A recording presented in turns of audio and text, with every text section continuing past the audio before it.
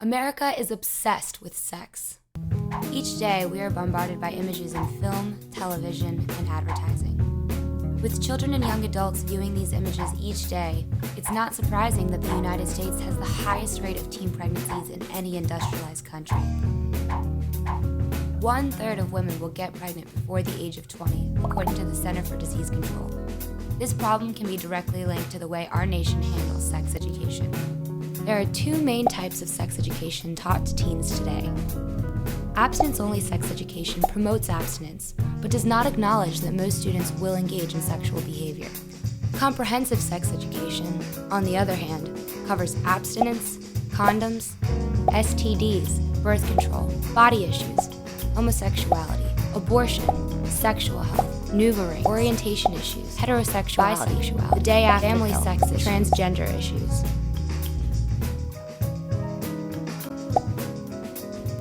In other words, comprehensive sex education is, well, comprehensive.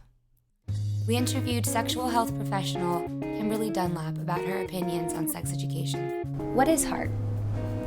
It is the Health Education Awareness Resource Team. So we are the preventative health office on campus. What is the biggest difference between abstinence-only sex education and comprehensive sex education?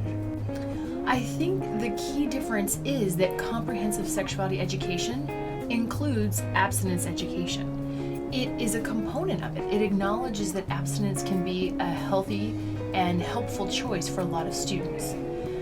Abstinence-only education only addresses that one aspect. Some young people still use myths to dictate their sexual health decisions, which can be dangerous and downright embarrassing. We really wanted to be safe, so he wore two. I always thought you had to unroll these before you put them on. I can't get an STD if my girlfriend's on birth control. Right? Right?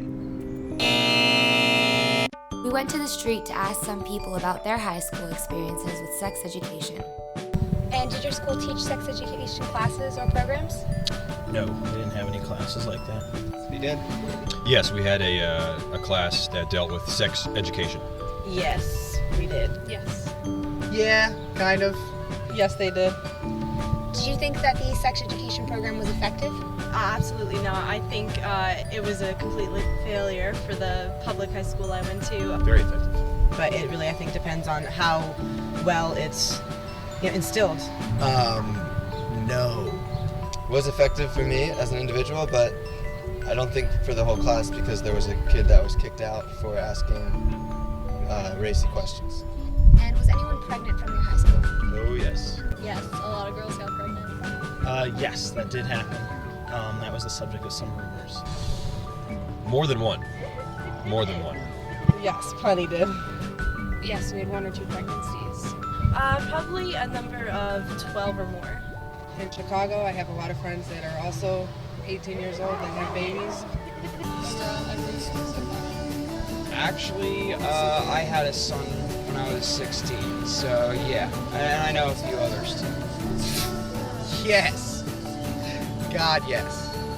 According to the National Survey of Family Growth, teens who received comprehensive sex education were 60% less likely to report becoming pregnant or impregnating someone than teens with no sex education, and 50% less likely to report pregnancies than teens with abstinence-only education.